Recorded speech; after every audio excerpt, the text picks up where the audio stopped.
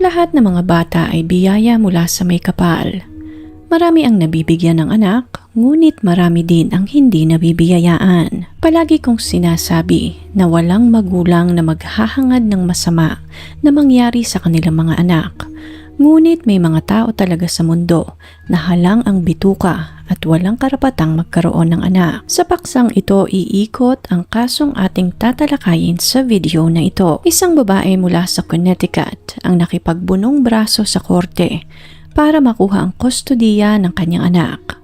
Matapos ang ilang taon, natagpuan na wala ng buhay ang bata at ang pinakamasakit pa dito, halos isang taon na palang patay ang bata bago natagpuan ang labi nito sa isang abandonadong bahay. Samahan niyo ako at ating balikan ang napakalungkot na kasong ito ng buhay ni Jacqueline Torres Garcia.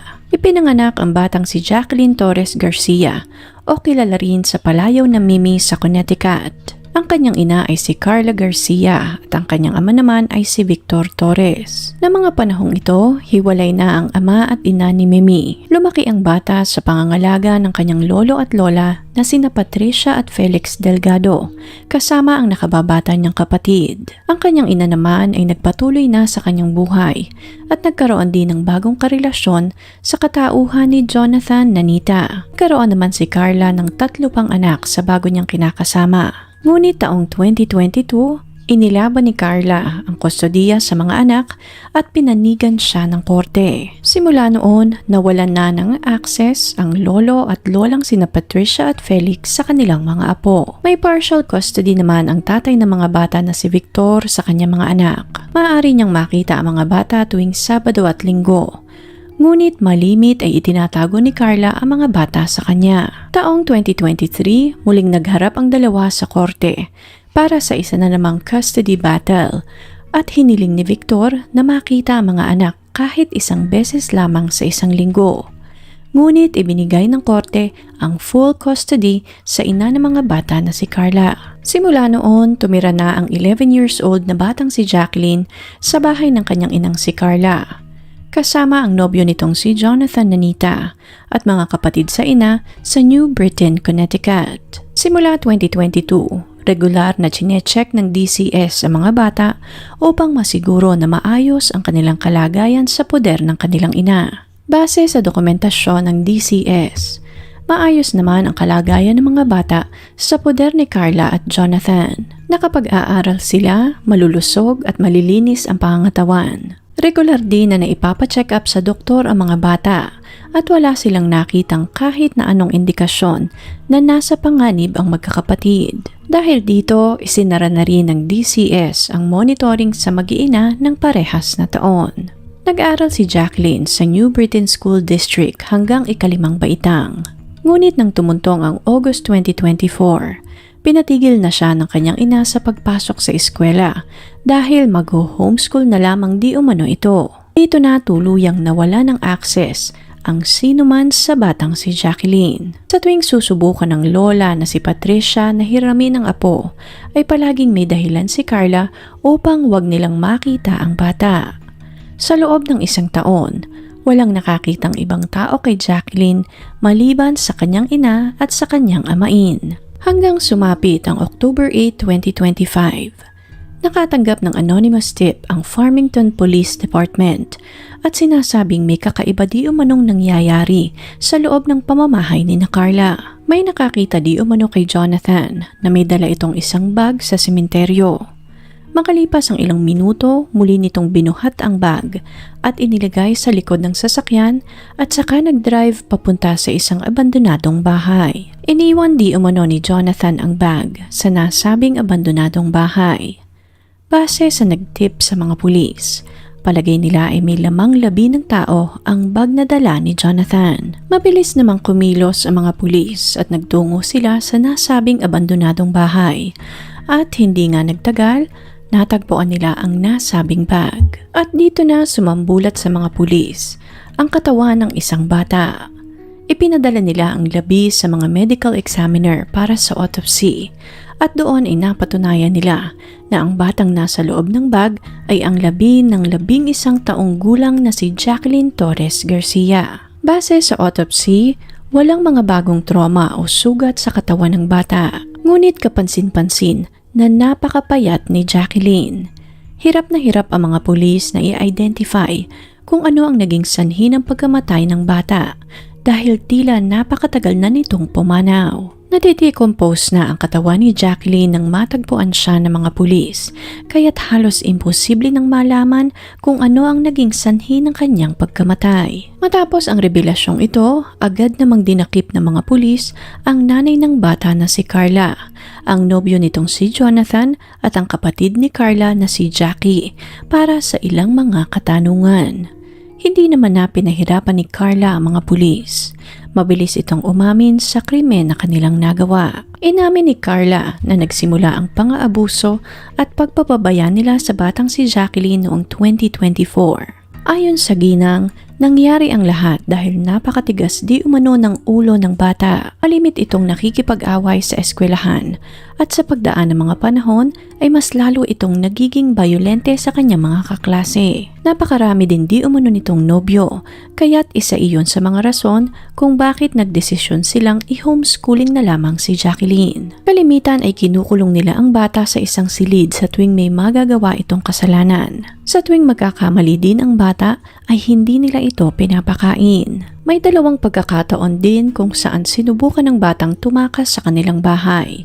Ngunit ang bawat pagtatangkang makalaya ay bigo dahil palagi din siyang nahuhuli ni Carla at Jonathan. At sa tuwing masasabat ang bata, kapalit noon ay parusa. Itinatali ni na Carla at Jonathan ang kamay ng bata ng zip ties. Noong una ay nangyayari lamang ito sa tuwing may pagkakasala si Jacqueline.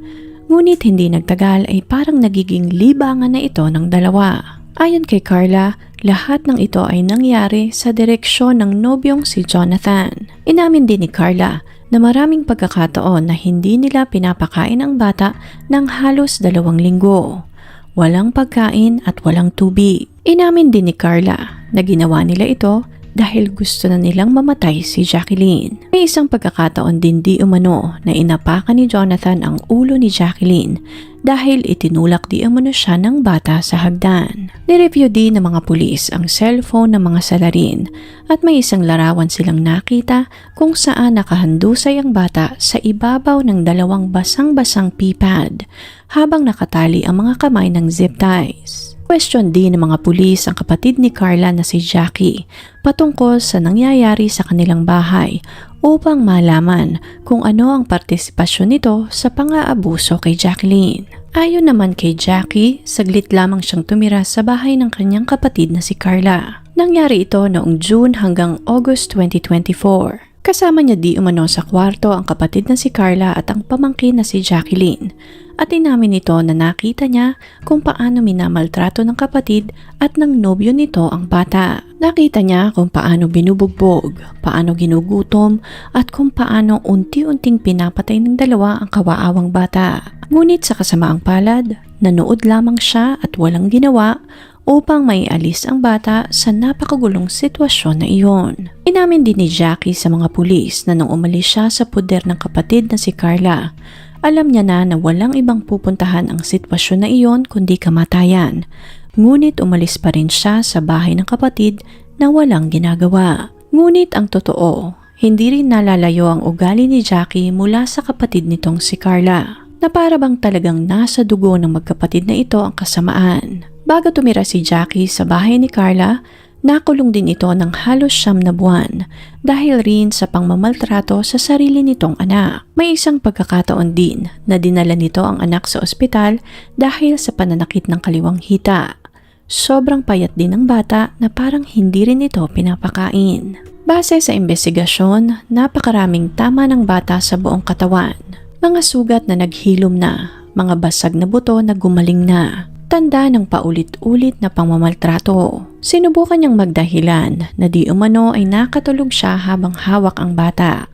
at hindi na niya alam na nalaglag na ang bata sa sahig. Nasaktan di umano ang bata at medyo nag-crack ang ulo. Tinawagan niya ang kanyang doktor, ngunit pinayuhan lamang siya na huwag nang dalhin ang bata sa ospital at pagalingin na lamang ang sugat sa bahay kung hindi naman ito umiiyak. Tinawagan ng mga pulis ang nasabing doktor at mariin niya itong pinabulaanan. Wala di umanong matinong doktor ang magsasabi na huwag nang dalhin ang bata sa ospital, lalong-lalo na kung nagkaroon ito ng head injury. Sinubukan din ni Jackie na magdahilan at sinabing pagod na pagod siya sa pag-aalaga sa bata at kadalasan ay nadedepress siya dahil palaging wala ang kanyang nobyo sa kanilang bahay, kaya't minsan ay umiinit ang ulo niya sa kanyang anak. Kinausap din ng mga pulis ang nobyo ni Jackie na si Jesus, at katulad ni Jackie, nagdahilan din ito sa mga pulis. Sinabi naman ni Jesus na madalas silang mag-away ni Jackie dahil sa bata, at malimit ay hinahawakan niya na mahigpit ang anak nang sa ganon ay hindi ito makuha sa kanya ni Jackie. At maaaring ang mga sugat at galos ng bata ay dahil nag-aagawan sila sa anak. Sinubukan nilang paikutin ang mga pulis sa kanilang mga palad, ngunit alam naman nating lahat na nagsasayang lamang sila ng laway.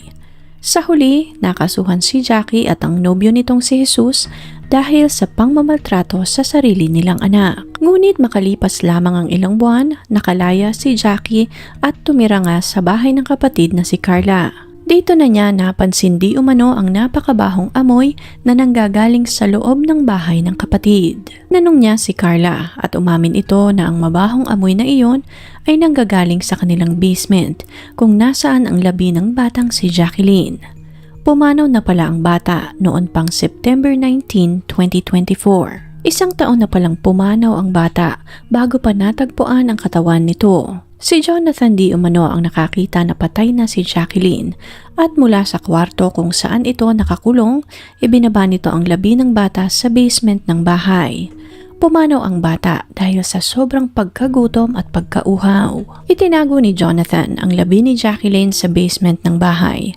Pero dahil naaagnas na nga ang katawan nito, nagsimula ng mangamoy sa buong bahay. Sa mga araw na hindi na nila kayang tiisin ang amoy, nakikitulog na lamang sila sa bahay ng mga kaibigan o di kaya naman ay nagche-check-in sa mga hotel. May punto pa na hindi na nila talaga kinaya ang napakasangsang na amoy, kaya't lumipat na lamang sila ng bahay. Ngunit hindi rin naman nila pwedeng iwanan ang katawan ni Jacqueline, kaya't sa paglipat nila ng bahay ay dala-dala pa rin nila ang labi ng bata. Inilagay ni Jonathan ang naaagnas na labi ni Jacqueline sa isang tote bag. Noong una, sinubukan ni Jonathan na dalhin ang bag sa isang sementeryo, ngunit nagbago ang isip nito at nagdesisyon na iwanan na lamang ang bag sa isang abandonadong bahay. Hindi pa rin malinaw kung sino ang taong tumawag at nagbigay ng tips sa mga pulis. Sa kasalukuyan ay tumatakbo pa rin ang investigasyon at trial sa kasong ito. Hindi pa rin malinaw kung ano ang nagtulak kay Carla upang gawin ang karumal-dumal na krimeng ito sa kanyang anak, sa isang bata na nanggaling mismo sa kanya. May mga nagsabi na maaaring nagsimula ng magrebelde ang bata o nagbago na ang ugali dahil nagdadalaga na ito at hindi na nahandle ni Carla ang ugali ng kanyang anak, kaya't nahantong ang lahat sa karahasan. Subalit marami din naman ang nagsabi na maaaring talagang likas na bayolente hindi lamang si Carla kundi maging ang nobyo nitong si Jonathan, at ginawa nilang parausan ng galit at frustration sa kanilang buhay ang bata. Ngunit ang nakapagtataka, kung hindi naman pala nila gustong maging magulang at mag-alaga ng anak, bakit inilaban pa ni Carla ang child custody kay Jacqueline, gayong napakaayos ng kalagayan nito sa poder ng kanyang lolo at lola? Base din sa investigasyon, may involvement din ang DCFS sa pamilya ni Carla. Taong 2025, isang panibagong kaso ang nabuksan para naman sa isa pang nakababatang kapatid ni Jacqueline dahil din sa pangmamaltrato. Habang iniimbestigahan ng DCFS ang kaso, inalam din nila ang kalagayan ng batang si Jacqueline. Dito nila nalamang nag-homeschooling na ang bata. At para masiguro na maayos si Jacqueline, nag-schedule sila ng isang video call upang makausap ang bata. Ngunit na mga puntong ito, pumanaw na si Jacqueline.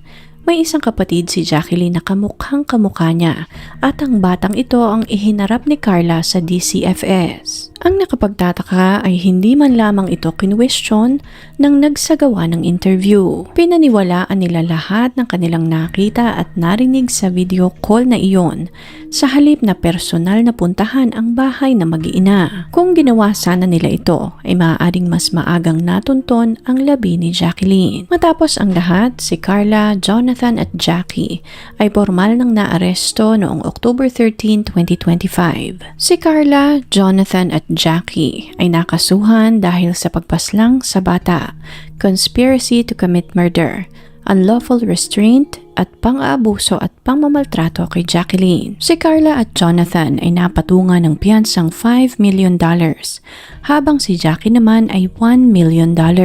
Bago mangyari ang pagkakaaresto sa mga sospek, si Jackie pala ay nakalaya lamang dahil sa parol, kaugnay nga ng kaso na naisampa sa kanya para sa kanyang sariling anak. Ngunit hindi pa man nagtatagal, kulong na naman ito dahil sa pangmamaltrato naman sa kanyang pamangkin. Patunay na talagang halang ang bitukan ng dalawang magkapatid na ito, pati na rin ang mga lalaki na napili nilang makapareha. Nakakalungkot marinig at talakayin ang mga ganitong kaso ng pang-aabuso sa bata. Lalong-lalo na itong kaso ni Jacqueline dahil maayos ang buhay ng bata kasama ang kanyang lolo at lola. Mahal si Jacqueline ng mga ito.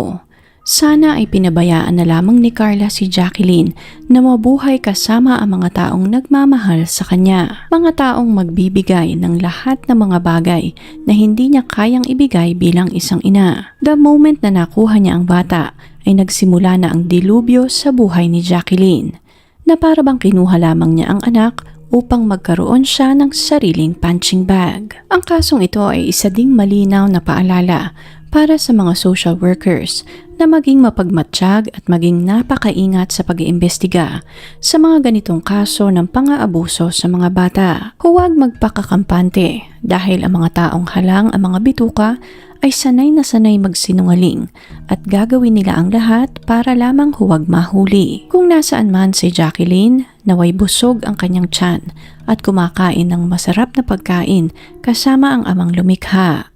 Naway wala ng gutom at uhaw at naway masaya na siya sa langit.